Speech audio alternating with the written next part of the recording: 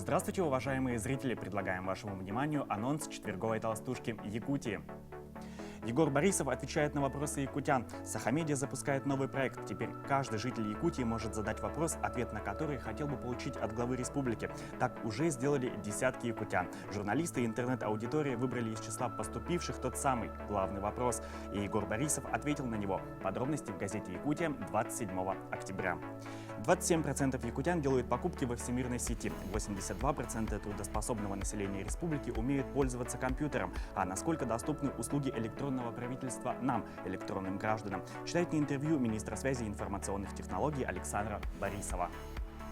В эти дни справила свой юбилей уникальная школа, обучающая детей с глубокими нарушениями слуха. Жить в мире тишины непросто. Как учатся и живут воспитанники этой необычной школы, вы узнаете из очередного выпуска «Классного часа», а также выпуски, почему якутские школьники лидируют в компетенции прототипирования во всем Дальневосточном округе.